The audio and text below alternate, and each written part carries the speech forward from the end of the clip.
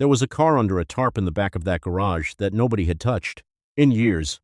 You could not see it yet, but something in the building told you it was there, the way certain places carry their secrets in their posture, in the stillness of the things they keep covered and the slow ruin of everything else. Briggs Auto and Repair. Est.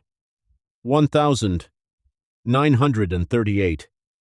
A rusted sign turning on one bolt in the dry Arizona wind, a fuel pump with its hose split open, the glass globe on top so thick with dust it had stopped being glass, doors pulled back and open, the interior dark beyond the morning glare.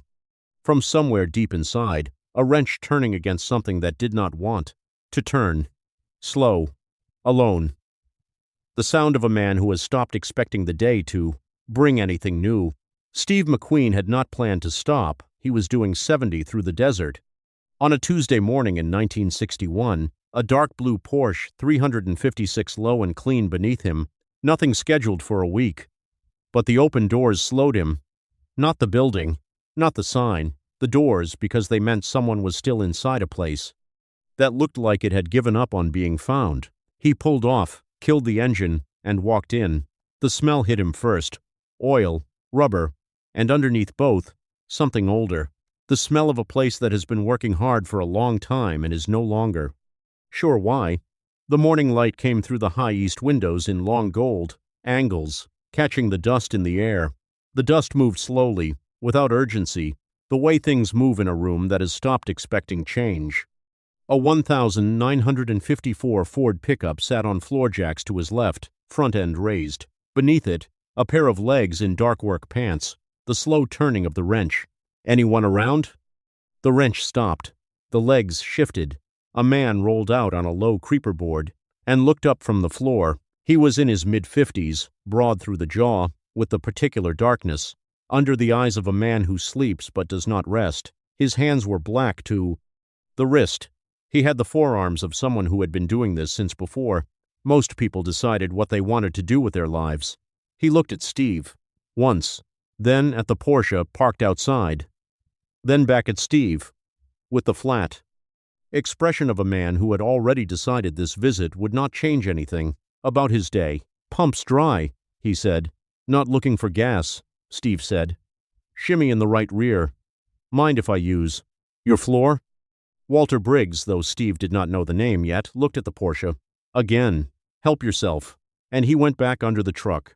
Steve crouched beside the wheel. The shimmy was real, though minor. While he was down there, footsteps came from the back of the building, and he looked up to find a younger version of the man under the truck, same broad forehead, same set to the jaw, but with eyes that still held something the older man's had. Stopped holding. The boy carried a parts box and froze when he saw Steve. Not startled, careful. The way someone is careful when they have learned, without anyone telling them, to watch strangers before deciding about them. You need help? The boy said. Bearing, Steve said. The boy set the box down and crouched on the other side without being asked. His hands were good, better than good for his age, practiced in the particular way that comes not from instruction but from years of wanting to understand how things work. Wearing, the boy said. Not urgent. But soon. And thought the same, Steve said. They stood. Eli, the boy said, and offered his hand. Steve. Eli looked at the Porsche the way young men look at something they love before they learn it is safer to hide it. From under the truck, Eli, parts box. Eli picked it up and went. Steve's eyes followed him toward the back of the garage, and that was when the light from the high window shifted, and he saw what was in the far corner. It was pushed against the wall, maybe 60 feet back, covered in a canvas tarp that had surrendered its original color long ago to a uniform grayish-brown. Shape beneath was low and long proportions that did not match any standard chassis, not a truck, not a production coupe, something designed from the ground up, something built by people who knew exactly what they were making and why. But what stopped Steve was not the shape. It was the space around it. Every surface in that garage was being used, tools on pegs, parts in crates, oil, cans stacked by the jack stands, rags on every bench corner. But the tarp sat in. its corner with nothing touching it, nothing leaning against it, a full foot of clear floor on every side. Not neglect, agreement. The kind that happens between people without anyone saying a word when something becomes the thing nobody mentions, the thing nobody approaches, the thing that gets left exactly where it is because moving it would mean admitting it exists. Steve took one step toward it. Waters inside, Walter's voice, from under the truck, not looking up. The timing was too precise to be coincidence. Steve stopped. He stood between the door and the tarp, and understood, without being told, that he had just stepped toward the one thing in this building that the man under the truck monitored without appearing to monitor. He drank the water from a tin cup in the side office. He left $2 on the bench that Walter said he did not owe. He walked to his car. He sat in the Porsche for a moment without starting it, looking at the garage. Doors in the mirror. The shape under the tarp was still visible from where he sat. He drove south. He made it 4 miles before he pulled to the shoulder and sat. With the engine running, looking at the flat road going back the way he had come, he thought about the tarp, about the way the water invitation had arrived at exactly the wrong moment, about the boy's careful eyes, about a garage that had been open since 1938 and now smelled more like something ending than something running. He thought, whatever is under that tarp, someone in that building is spending every day keeping people away from it. He turned around. He parked in the same spot and walked back in without announcing himself. Walter had moved from under the Ford to the driver's cab, checking something in the dash. He looked down at Steve without surprise. That said something about the man that he had been expecting a return, even if he had not admitted it to himself. Forgot something? Walter said. The car in the back, Steve said. 3 seconds of silence, the kind that tells you everything about a room before anyone says another word. Walter climbed down from the cab. He did not look angry. He looked like a man who had been waiting for this question and had spent years not settling on an answer. Not for sale, Walter said. Didn't ask to buy it, Steve said. Doesn't run, Walter said. Hasn't in years. I could hear that, Steve said. Not unkind, just direct. Something moved in Walter's face. Just enough. What do you want with it? He said. Don't know yet, Steve said. Which was the truth, and Walter seemed to know the difference. The back door opened. June Briggs came through carrying a paper bag and a thermos, the middle of a routine she had been keeping for years. She stopped. When she saw Steve, she looked at her husband, back at Steve. Didn't hear a customer, she said. Passing through, Steve said. Steve. He offered his hand. She shook it with a firm grip, a woman accustomed to the real kind of handshake. June Briggs. Then, to Walter, lunch. Walter took the bag and the thermos standing up, the way men like him take. Everything never quite stopping, never quite starting again. Eli appeared from the rear door a moment later, drawn by voices. He saw Steve, and his expression shifted. Not surprised, but alert, the way he had been alert. From the beginning. You came back, Eli said. Bearing, Steve said. You mentioned a mechanic in Tucson. Eli glanced at his father. I didn't say that. No, Steve said. You didn't. Eli understood. He said nothing else. June looked between them with the particular expression of a woman who has spent 17 years watching two people talk around the same thing. Steve turned toward the corner. He pointed with 2 fingers. Quiet. Who built it? He asked. June folded the empty paper bag along its original creases, giving her hands something to do. Walter looked at the tarp.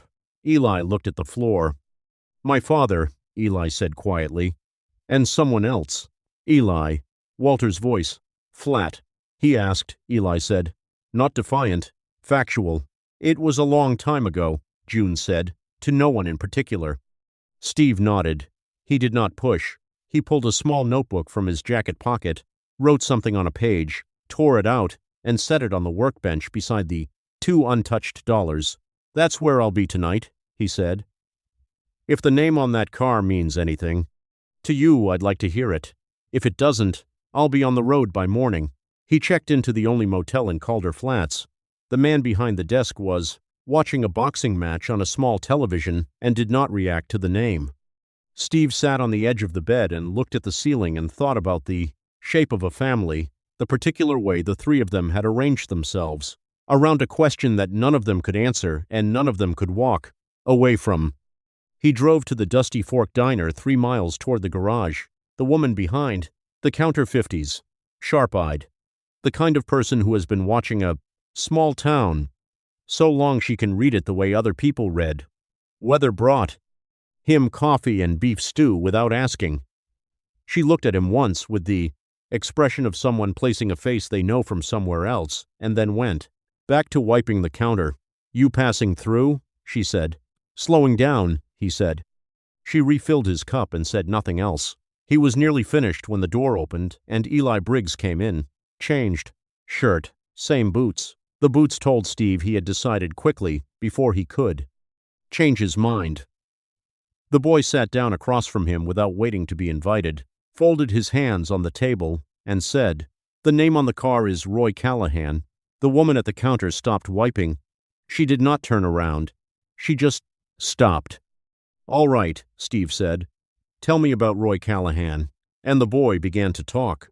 Eli talked the way young people talk when they have held something too long and finally find the right person to release it to, not in order, not all at once, but in layers, each one revealing something the previous one had kept covered. Roy Callahan had grown up in Calder Flats, older than Walter by 5 years, the kind of man small towns produce once in a generation, effortlessly good at things, the sort of person who could pick up any tool and make it look like the tool had been waiting all its life for him specifically. He had raced locally through the early 50s, never professionally, but well enough to draw crowds, from neighboring towns to the flats south of Calder on Saturday afternoons. He and Walter had been close since boyhood, the friendship built around engines, the way some men build it around whiskey or war, deeply, without much discussion of it. When Walter opened Briggs Auto and Repair in 1938, Roy was there for the first tool hung on the wall.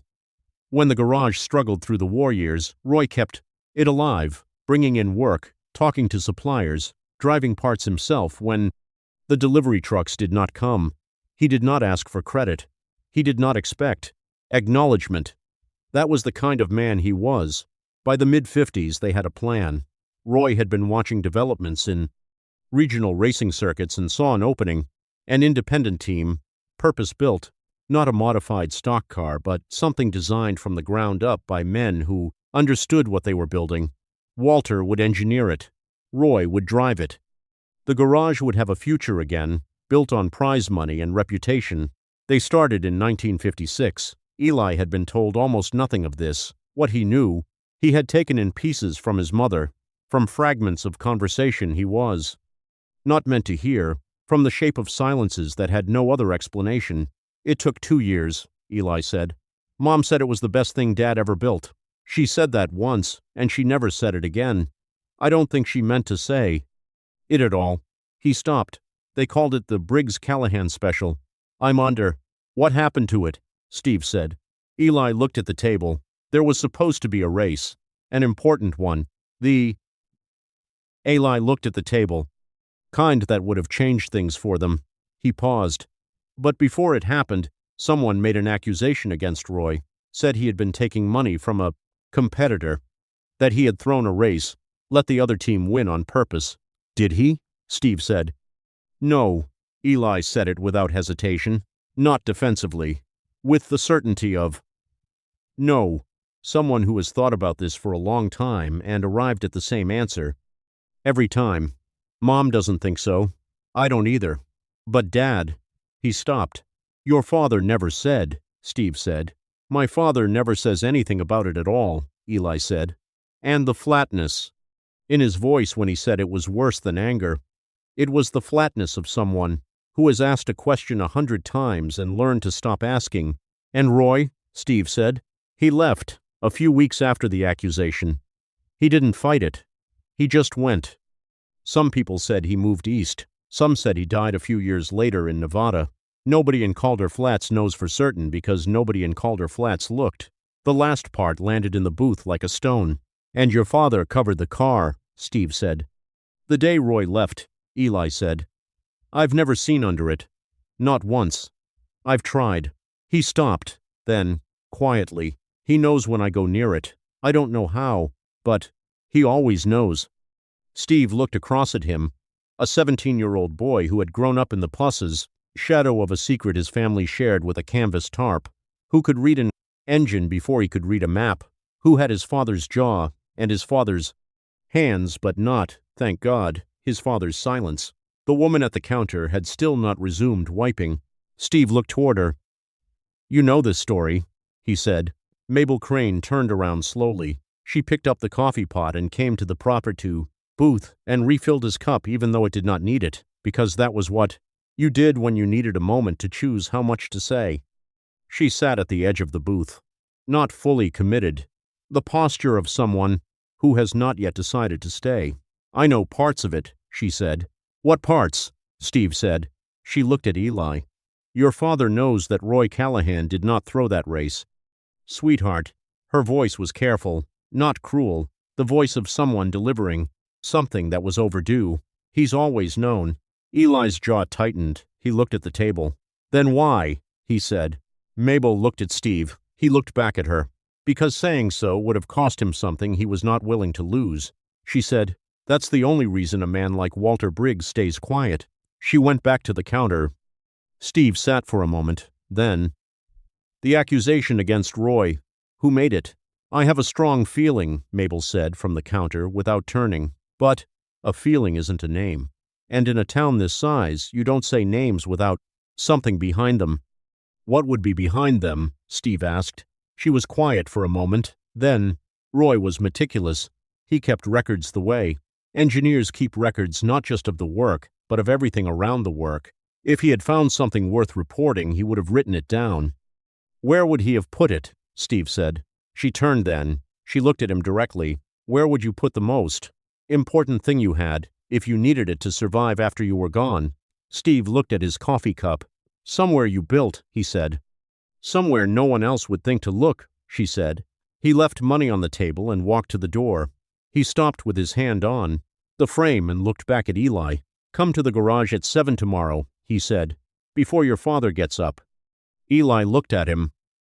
"What are you going to do?" "Look at the car," Steve said.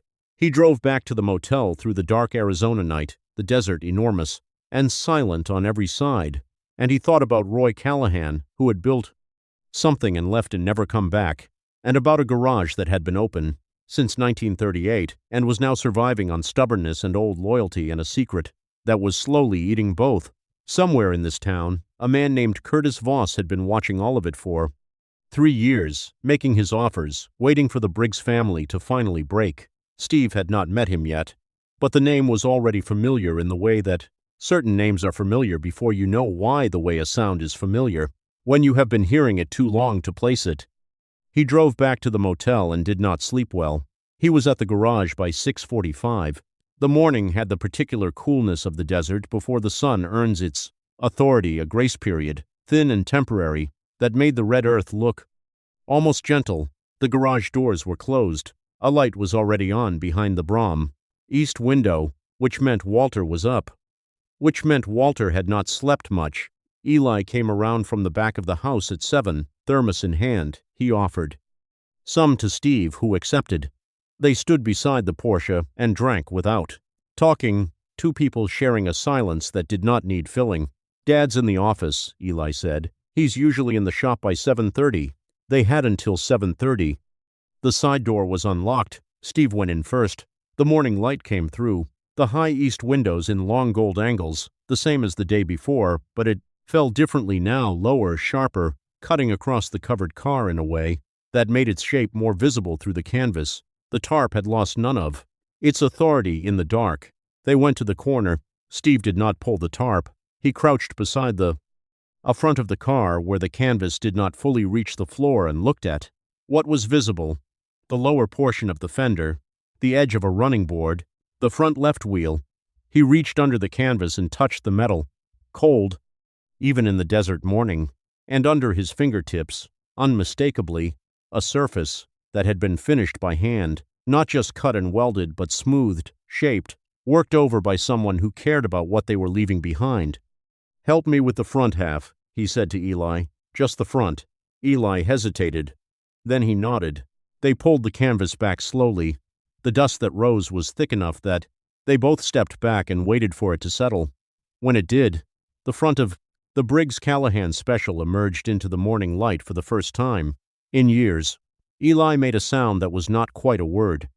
The car was remarkable in the way handmade things are remarkable, not polished, not symmetrical in the factory sense, but built with complete intention. Every line on the front end had a reason. The nose was low and tapered, shaped the problem. Way you shape something when you have spent time watching fast objects move. Through air and thought carefully about what you saw, the headlights were flush.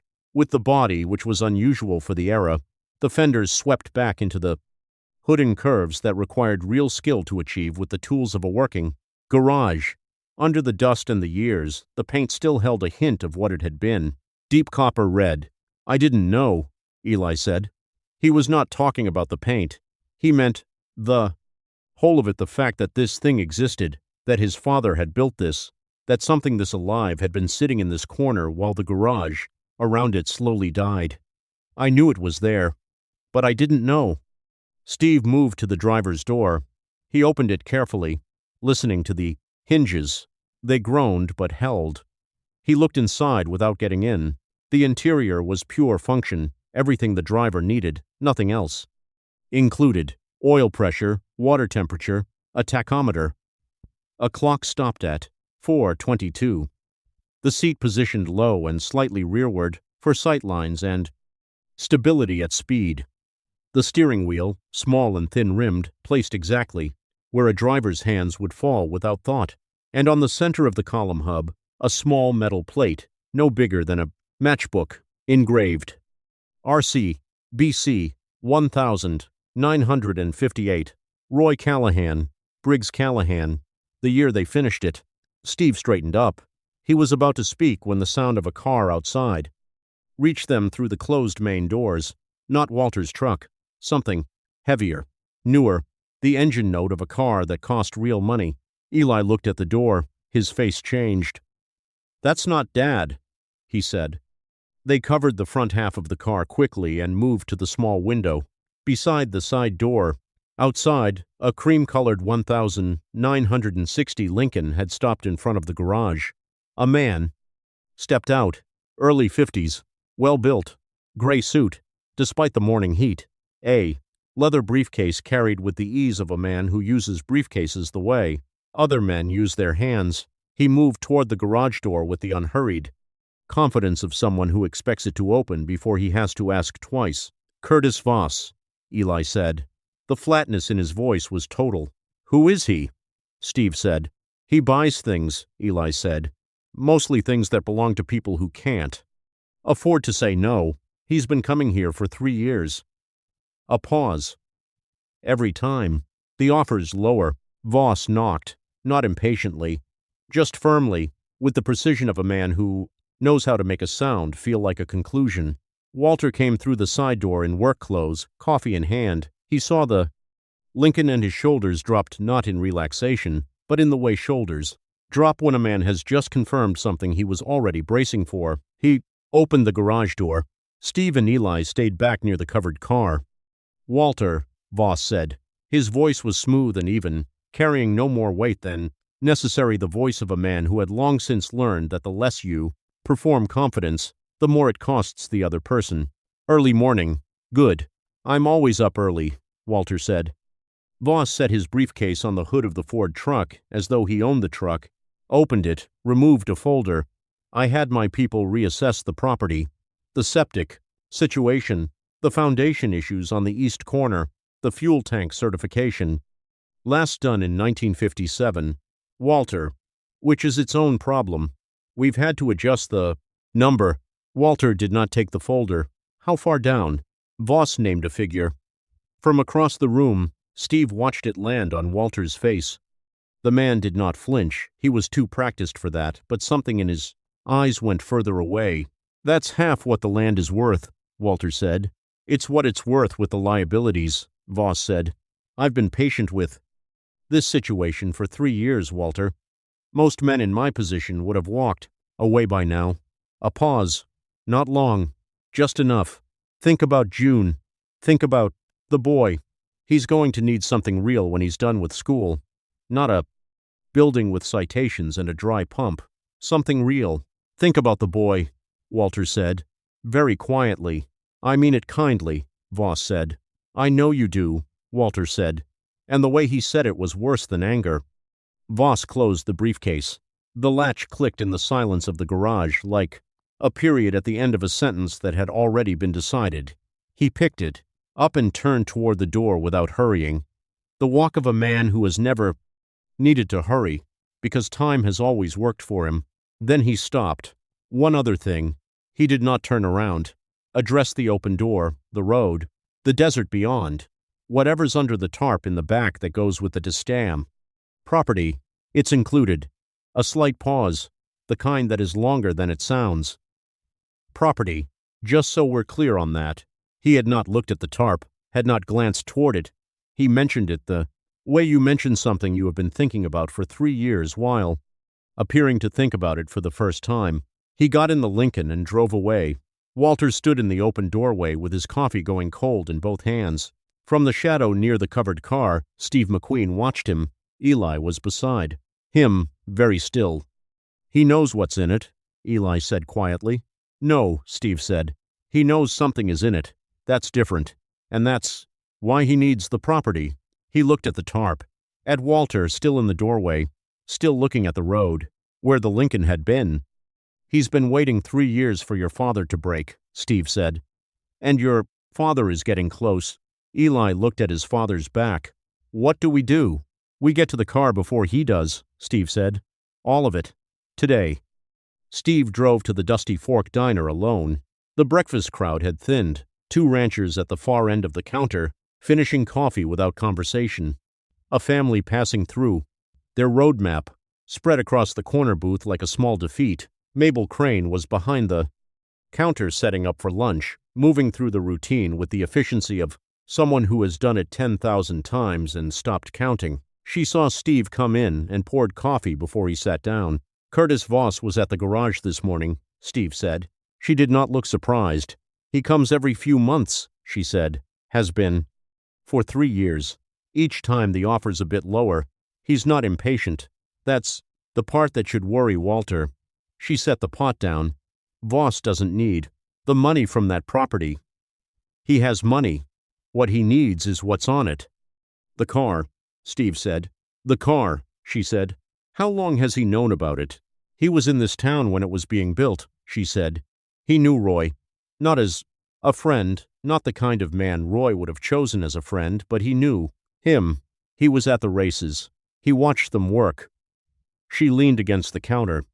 Voss understands what a man like Roy might leave behind if he thought someone was going to come after him. Then he knew Roy was onto him, Steve said. I believe so, she said. Tell me what you know about 1958, Steve said. All of it. She made her decision. He could see it happen in her face, the moment when someone who has been waiting for the right person to ask finally recognizes them. Roy Callahan did not throw that race, she said. What Roy did was the opposite. He had spent over a year documenting something. Parts, counterfeit parts, or stolen ones, parts listed as destroyed in inspection reports that kept appearing, in race builds under different serial numbers, money moving through the regional circuits that nobody was following closely because nobody wanted to look closely. Roy looked. Roy wrote everything down. She paused. He was planning to take it to the Racing Association. He had told Walter about it. He wanted them to go together, said it would carry more weight coming from 2 men with established reputations in the circuit. She looked at the counter. Before he could, someone went to the association first with a different story. Said Roy was the one taking money. Said he had been paid to lose. The story had enough detail in it to sound credible, and Roy. She stopped. Roy was a private man. He was proud. When they questioned him, he didn't defend himself well. He wasn't built for that kind of fighting. And the people who had reason to see him discredited were very good at appearing trustworthy. And Walter, Steve said. Walter knew what Roy had found. He was the one Roy trusted most. She set the point, coffee pot down with more weight than necessary. If Walter had spoken up, told the association what Roy had actually been doing, it would have turned the whole. What Walter stayed quiet. She looked at Steve, and Roy left, and the accusation stood. And Voss kept his business. And the garage started dying. And nobody connected those things, Steve said. Some of us had feelings about it, she said. A feeling isn't a name. Roy kept records, Steve said. If he hid them somewhere, where would it be? She looked at him for a moment. Then, somewhere he built. Somewhere only a mechanic would think to look. He left the diner and drove back. Walter's truck was gone, parts run to Tucson. Eli had mentioned. The garage side door was unlocked. Steve went in and found Eli sitting on a stool beside the covered car with his elbows on his knees, staring at it with the expression of someone who has been staring at a locked door for 17 years. Your father and Roy built this car together, Steve said. If Roy was keeping records of something important, he would have put them somewhere safe, somewhere that would survive him. Eli looked up. The logic arrived in his face like a key, finding a lock. In the car, he said. Help me with the tarp, Steve said. They pulled the tarp all the way off this time. It came away in a slow cascade of settled dust that rose and hung in the air, before the morning light caught it and turned it briefly golden. When it cleared, the Briggs Callahan special stood in full light for what may have been the first time since Roy Callahan left Calder Flats. Eli stepped back. He stood very still, and for a long moment he did not speak. The car was longer than the tarp had suggested, with a silhouette that reminded Steve of certain European racing machines he had seen in competition, but built for a different kind of road, a broader, more American geometry, designed for sustained speed across open flat country rather than the tight demands of a closed circuit. The rear fenders integrated into the body in sweeping curves that required real skill to achieve with a working garage's tools rather than a factory's equipment. Every line on the car had a reason. Nothing was ornament. Everything was decision. And beneath the dust and years, the paint, deep copper red, still present, still true. She's something, Steve said quietly. I didn't know, Eli said. The words came out slowly, as if he was discovering them as he said them. I mean, I knew it was there, but I didn't know. He was not talking about the car's appearance. He was talking about what it meant, that his father had built this, that this much intention and skill had existed in this building, that something this alive had been sitting in the Terry corner while the garage around it slowly suffocated. Steve moved around to the driver's door. He opened it carefully. The hinges groaned but held. He looked inside without getting in. Dashboard clean and functional. Oil pressure. Water temperature. Tachometer. A. Clock stopped at 4:22. The seat positioned low, slightly rearward for visibility. At speed. The steering wheel small and thin. The kind designed for a driver who wants to feel the road rather than be insulated from it. And beneath the dashboard, built into the structure of the firewall itself, a small tray, recessed, with a latch. The kind of addition that did not appear on any factory plan because no factory had made this choice. Someone had built this tray because they needed a specific thing to go in it. Steve crouched. He looked at the latch without touching it. A purposeful tray, built into the firewall of a car that was built to win a race that never happened, hidden where only a mechanic would think to reach. Come here, he said to Eli. The boy crouched beside him. He looked at the tray. His breath changed, a small, involuntary thing, the breath of someone who has just understood something. I've never seen that, Eli said. Someone built it for a reason, Steve said. He looked at Eli. You know what to say. Go ahead, Eli said. Steve opened the latch. 3 things. A small envelope, sealed, yellowed at the edges, no name on the outside. A folded sheet of paper compressed so many times it had the weight and texture of cloth, and a small metal token regional racing credential stamped. Mesa Flats Regional, AUG, 1958. The month of the accusation. Steve took all 3 out with both hands. He set them on the driver's seat. He looked at the token, set it aside. He unfolded the paper. The handwriting was small and compressed the hand of someone trained to fit a great deal of information into a small space, to make it last, to make it findable. A list. Names, dates, dollar amounts, part numbers, supplier codes, cross-referenced with race results from 1,955 through 1,958. The work of someone, spending months connecting points that had been deliberately scattered so that no single transaction looked like what all of them together proved. Steve read it once, then again. Then he looked at the name at the top of the page, underlined twice, pressed into the paper harder than anything else on it. Curtis Voss. Steve sat back on his heels. The garage was completely quiet. Dust had resettled. On the hood of the car, outside, a truck passed on the state road without slowing. He did not open the envelope. He set it on top of the list and looked at Eli, who had been watching him read with the stillness of someone who already knows. The verdict before it is spoken. What does it say? Eli said. It says Roy Callahan was not doing what they accused him of, Steve said. It says he was doing the opposite. He had spent a year documenting a scheme, and someone destroyed him before he could report it. Eli was quiet. He looked at the car. Then he ran one hand along the top of the door frame, barely touching it, just his fingertips near the metal. He put it in the car, Eli said. He hid it in the one place he knew would still be here. He trusted the car to survive, Steve said. He trusted my father to eventually open it, Eli said. His voice was very controlled, too controlled for 17, even after everything. He stood up. His jaw was set the same way his father's was, but his eyes were not his father's eyes. There was nothing hollow in them. There was something, harder and clearer, the look of a young man who has just understood something fully for the first time and is deciding what to do with the weight of it. I'll get my father, he said. Walter came back from Tucson at 11:20. He saw the car uncovered before he reached the door. Eli had left the garage. Doors slightly opened deliberately, Steve suspected, and through the gap, the copper-red front end was visible from 30 feet out. Walter stopped walking. He stood in the gravel lot and looked at it through the gap for a long time.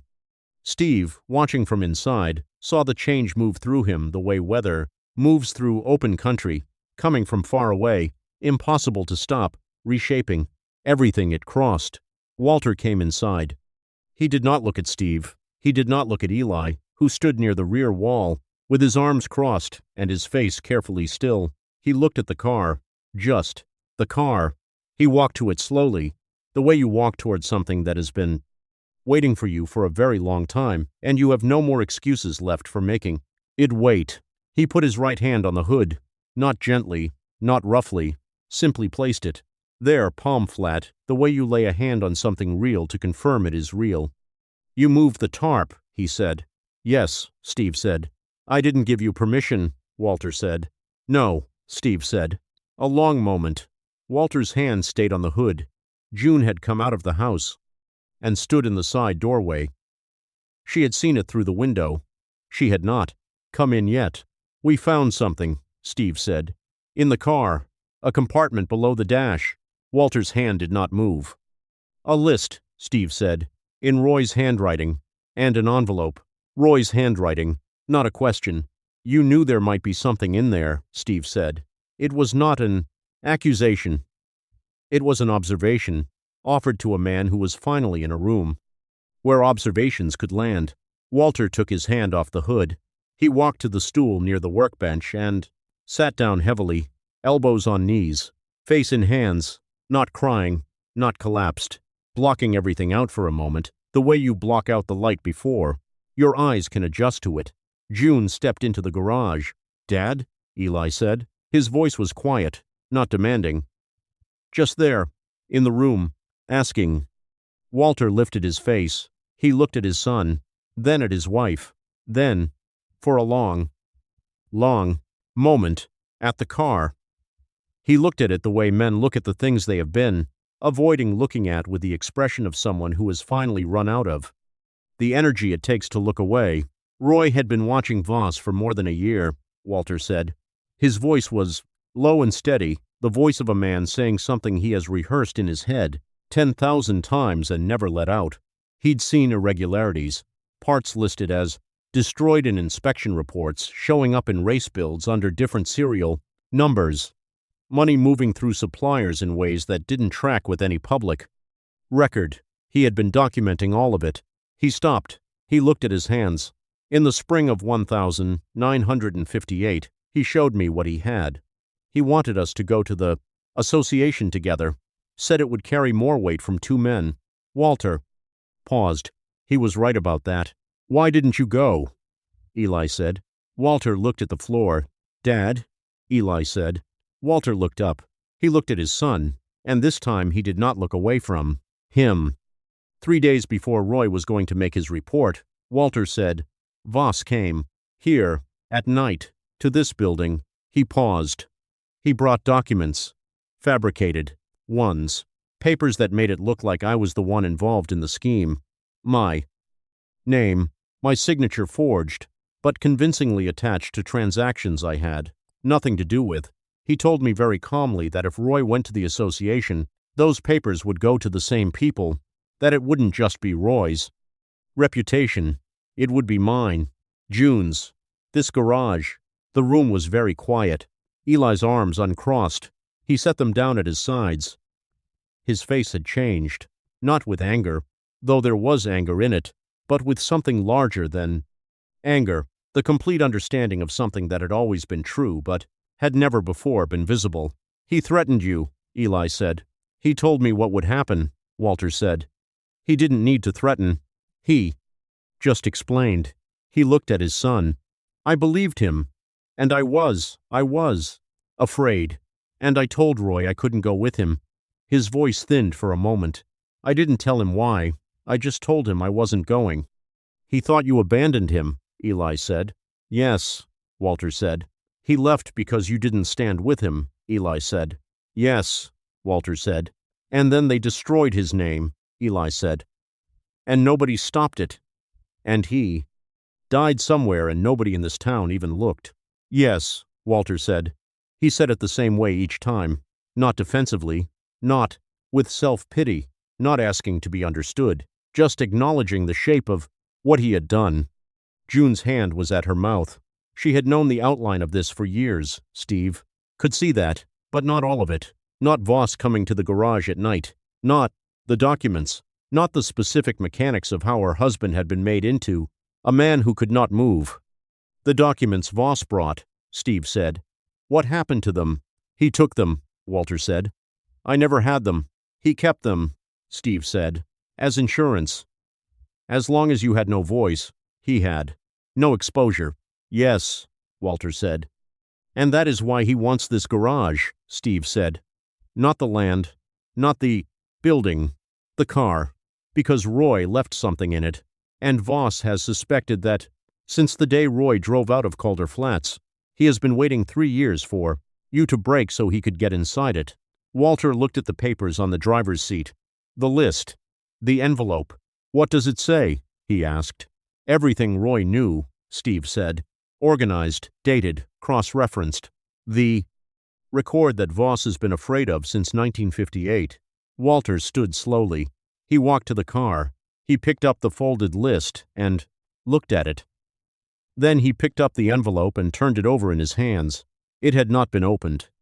It's addressed to me, he said. His voice had changed, gone to something that was no longer quite steady. On the face of the envelope, in Roy's compressed hand, barely visible through the yellowing paper, one word. Walt. Just that. Walter sat down in the driver's seat of the car he had built with his best friend. And he opened the envelope and he read what was inside. He read it twice. Then, he folded it and held it in both hands with his elbows on his knees, and he looked at the clock on the dashboard, stopped at 4:22, and did not speak. When he looked up, he looked at his son. I should have trusted him, he said.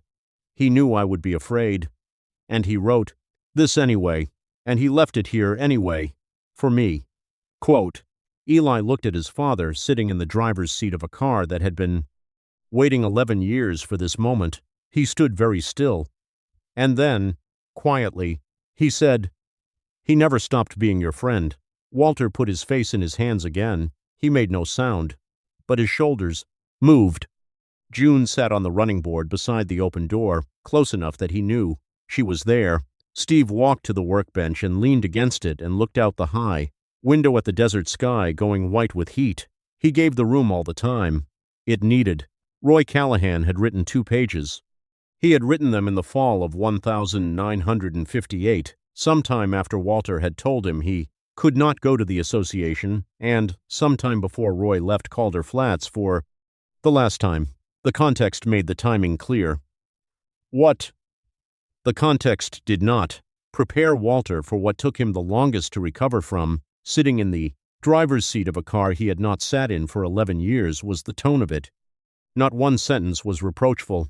Roy had written about the car first, about what they had built together and what it meant to him specifically, not in general terms but in precise ones.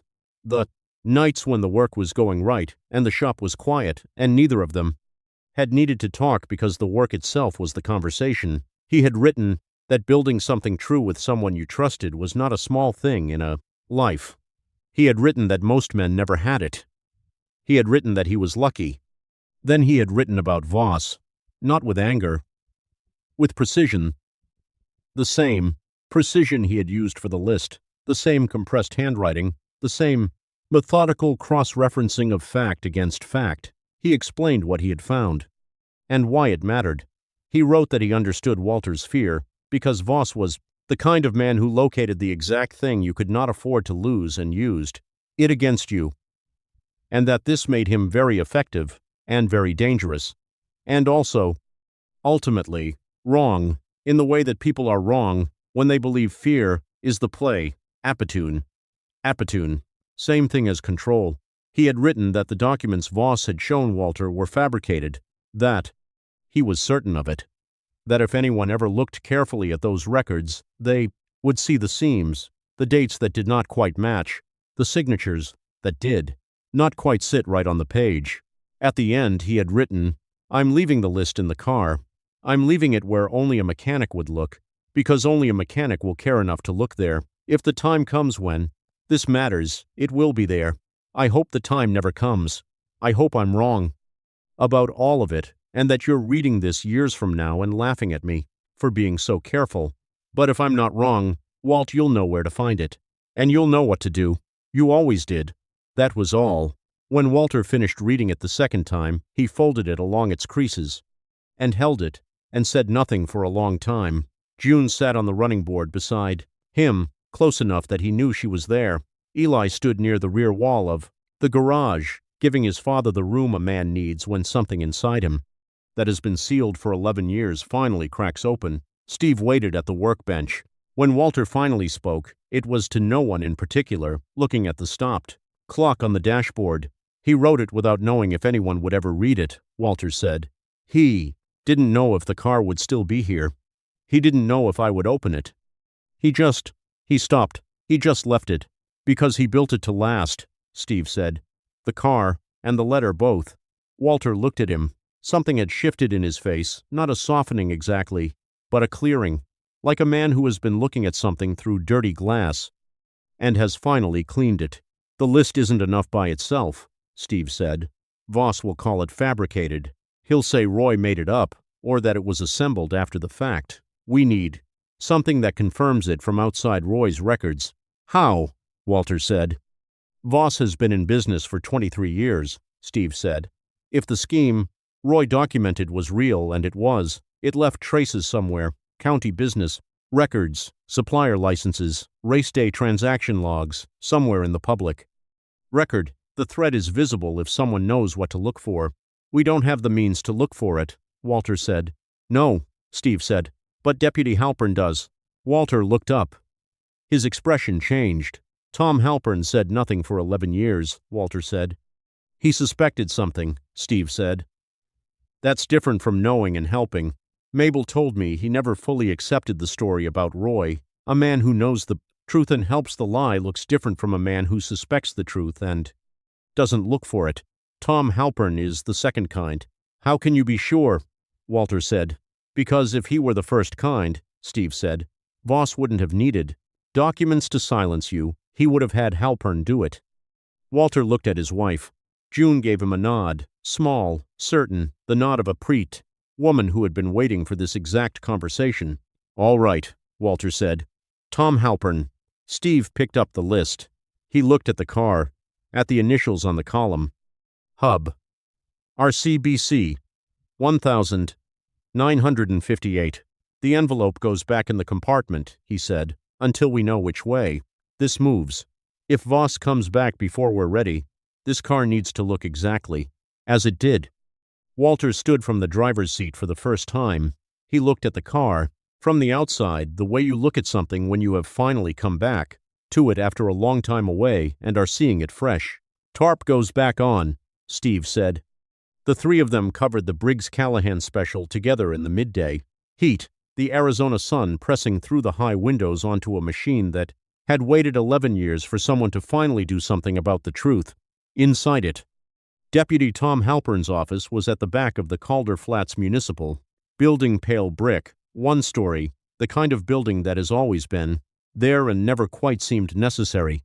Halpern was at his desk when Steve walked in.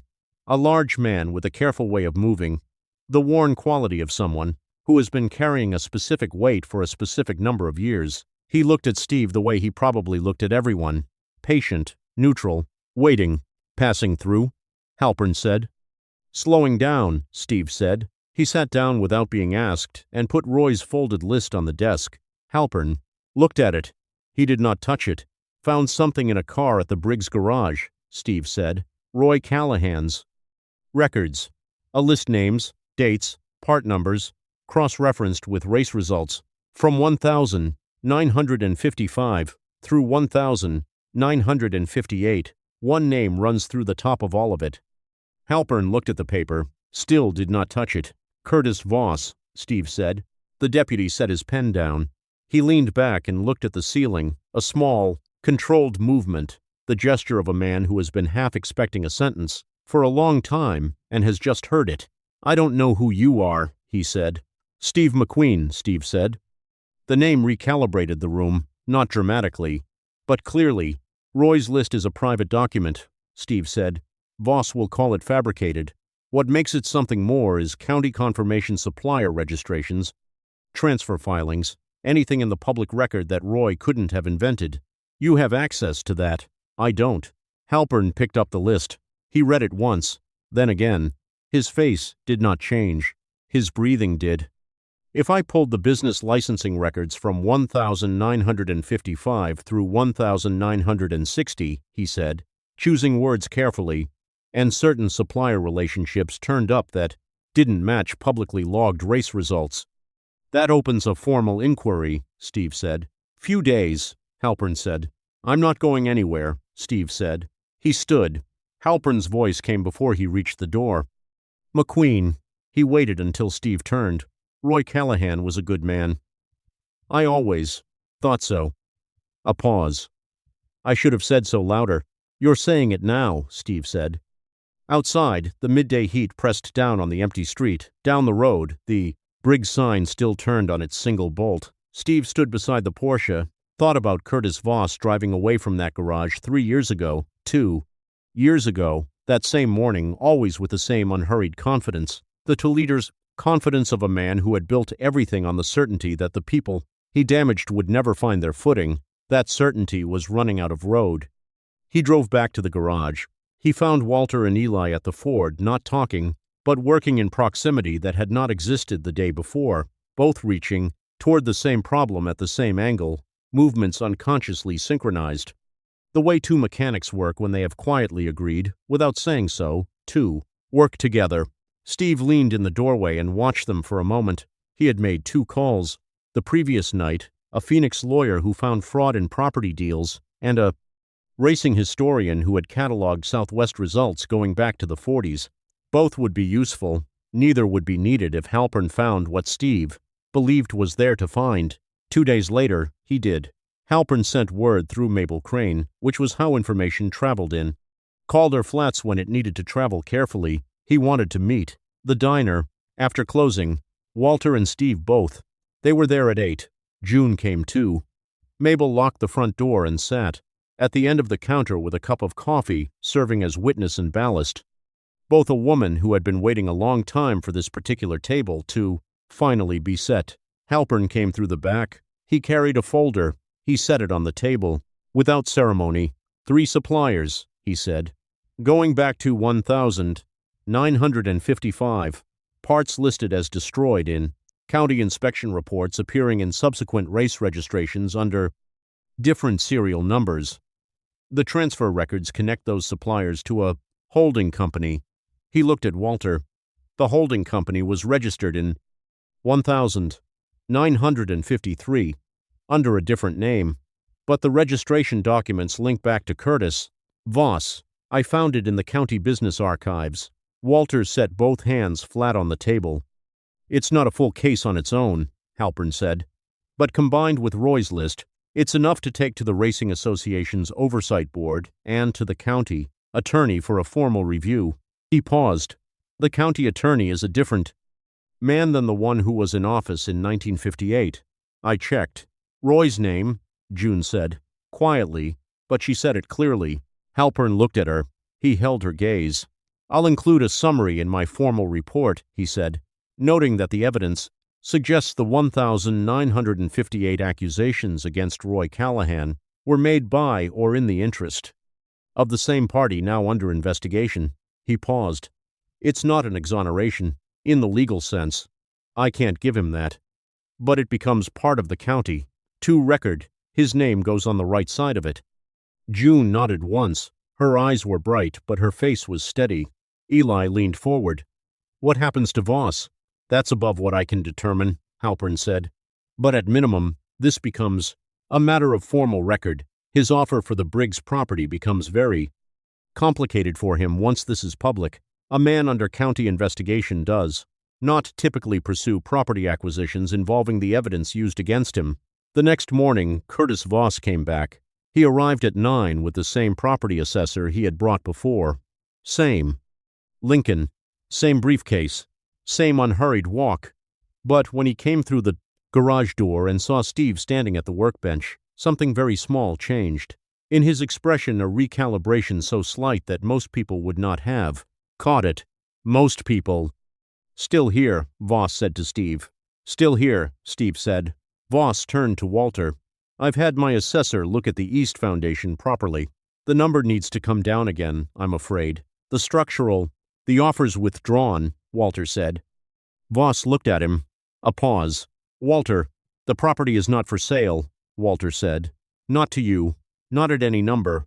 Voss's smile stayed in place, but his eyes had gone to a careful stillness. He was a man accustomed to reading rooms, and what he was reading in this one had shifted since his last visit. I think you should talk to June before Voss began. My father said it's not for sale, Eli said. From across the garage, without moving, without raising his voice, just saying it. The way you say something, when it is true and you know it is true and you do not need anyone to confirm it. Voss looked at the boy. He looked at Walter. He looked at Steve. Then he looked at the tarp. He had always looked at the tarp, but this time, something in the look was different.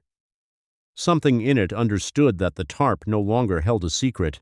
He picked up his briefcase. He walked to the door. He got in the Lincoln and drove away. And this time, the sound of his engine did not carry any of the certainty it usually carried when it left the Briggs garage.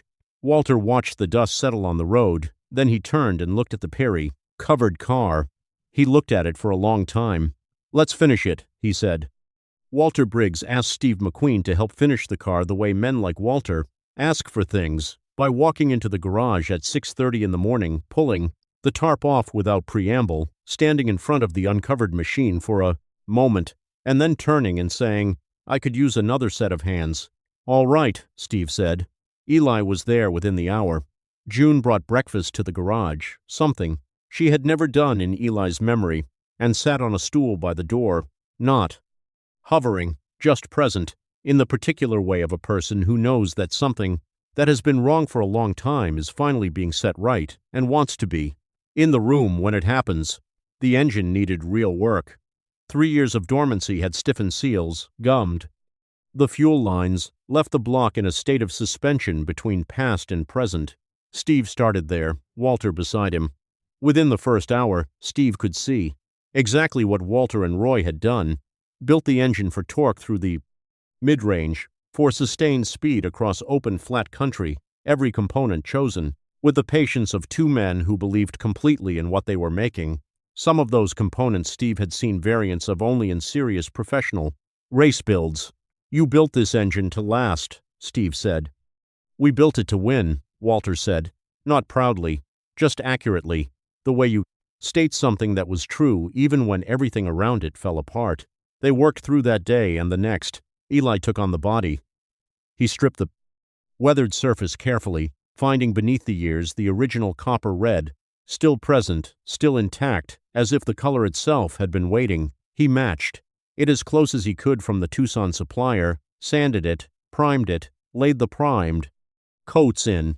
His work was precise and patient in the way that only matters when you understand what you are restoring and why.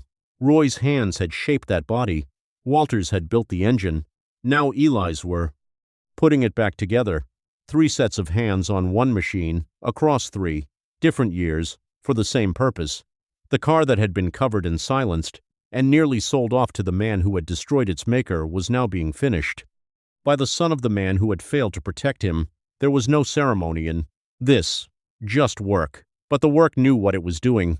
Word moved through Calder Flats the way it always moved in small towns, not through announcement but from person to person, over coffee and along phone lines, until most of the town knew that something was coming back to life at the Briggs garage. People who had not been inside in years found reasons to stop by. Some stood at the edge and watched in silence.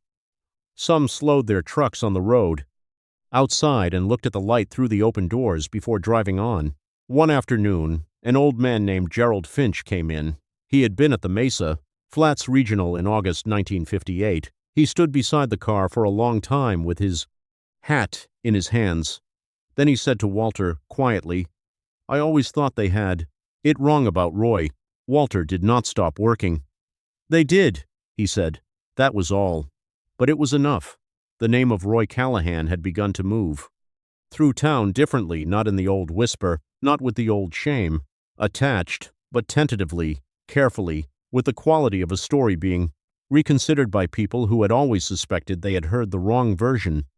Deputy Halpern's formal inquiry had generated paperwork, which had generated conversations in the county office, which had generated questions that Curtis Voss was finding increasingly difficult to answer in his usual manner. His Lincoln was less visible on the roads. His name was quieter in the conversations at the Dusty Fork Diner. The man who had spent 3 years lowering his offer and waiting for a family to break had discovered that the family was no longer breaking. The lawyer from Phoenix confirmed what needed confirming and left with copies of everything. The garage was not going anywhere. On the 5th day, they attempted to start the engine. Steve crouched with his ear against the block, eyes closed, listening the way a doctor listens not for what he expects to hear but for what the machine is actually saying. 2 attempts, an adjustment to the fuel delivery that only the listening told him to make. A 3rd attempt. The engine caught. It held, and then it settled into a sound that none of them had heard before, but that all of them recognized immediately, the sound of something built with complete conviction running the way it was always meant to run, not the sound of a stock engine. Something deeper. Something that had been waiting inside that block for 11 years, and had not given up on being heard. Eli stood with his hands at his sides, and his eyes bright, and did not move. Walter sat down on the floor beside the car, put his back against the wall, and looked at the ceiling. June set both hands over her mouth. Steve listened. He listened the way you listen to something that has come back from a very long distance, with the kind of gratitude that does not have a gesture. He thought about Roy Callahan, who had never heard this engine run outside of a building, who had spent 2 years on it, and had driven away from it before it ever had the chance to do what it was built to do. The engine was running. Now, Roy would not hear it, but it was running, and it was his, and that was not nothing. Steve listened. He thought about Roy Callahan, who had spent 2 years on this block and had never heard it run outside of these walls, who had left Calder Flats without a race, without a defense, without a word from the man he trusted most. The engine was running now. It sounded exactly the way Roy had designed it to sound. And that not the list, not the county record, not Halpern's Report was the clearest proof that Roy Callahan had been right about everything. Walter reached in after 4 minutes and cut the ignition. Not because anything was wrong, because 4 minutes was enough. The silence that followed was not the silence of absence. It was the silence of something that has finally arrived. He sat against the wall for a while longer. His son was standing a few feet away. "You want to take her out?" Walter asked. In 17 years, Walter Briggs had never asked Eli that question about anything with an engine. He was asking it now about the most important machine either of them would ever touch. Eli looked at his father sitting on the floor of the potty garage they were going to keep, beside the car they had brought back, and his answer was the simplest thing he had said in days. "Yeah," he said. "I do." They took the car out the following morning on the flats south of town. Walter rode in the passenger seat, Eli at the wheel. Steve watched from the roadside, leaning against the Porsche with his arms crossed, the desert enormous and silent on every side. The Briggs Callahan Special moved across the flat earth the way it had been, designed to low and committed, the engine note carrying back to him across the open ground in waves. It was not fast in the way modern racing machines were fast. It was fast in the way things built entirely by hand, with complete conviction are fast, which is a different quality one you feel in your chest before you measure it with any instrument. The car made 2 long passes and slowed to a stop in the distance. Walter got out. He stood beside it in the morning light, looking at the desert ahead of him. Eli got out. He stood beside his father. After a moment, Walter put his arm across the boy's shoulders. Neither of them moved for a while. Steve watched them from the roadside and thought about Roy Callahan, who had driven on these same flats a long time ago and had been a good friend and a careful engineer and had built something well enough that it outlasted the silence around it. He thought about what it meant to trust someone enough to leave them something even after they had failed you. Roy had done that. The car was the proof of it. The car and the letter and the list and the fact that 11 years later a man had finally opened the compartment and read what was waiting there. Steve left Calder Flats on a Thursday morning, 8 days after he had turned around on the highway 4 miles south of the Briggs garage.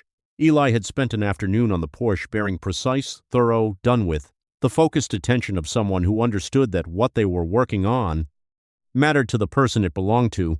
Steve had tried to pay. Eli had refused. Steve left the money on the workbench the way he had left the first $2, and Eli pretended not to notice. Walter walked out when Steve started the engine. He stood beside the driver's door with the expression of a man who has spent a morning deciding what to say and has not quite finished deciding. He put his hand out. Steve shook it. "I should have stood up in 1958, Walter said. The plain fact of it, offered to another man without embellishment. "Roy knew you couldn't," Steve said. "He said so in the letter." "Roy was too forgiving," Walter said. "Maybe," Steve said.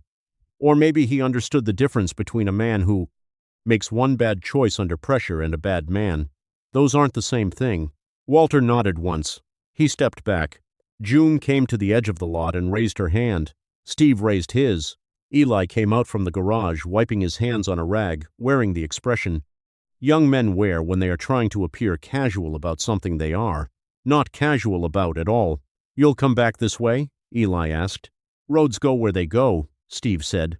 Eli looked at the Porsche. "Bearings tight," he said. "No shimmy." "Good work," Steve said. He pulled out of the lot and onto the road. In the rearview mirror, the 3 of them stood in the morning light. June and Walter and Eli and the old sign, with a single bolt, was still in the windless morning, and the garage doors were open the way they had been open when he first arrived. But the quality of the openness was different, not the openness of something that had run out of reasons to close.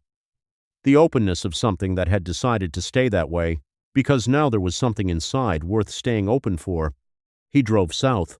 The desert came back around him, flat and red and absolutely itself. He drove, without the radio, the way he drove when there was something worth thinking about. He thought about Roy Callahan not as an absence, not as a name that had been wronged, but as a man who had built something so well that it outlasted everything done to discredit him. The car was running. The list was in the county record.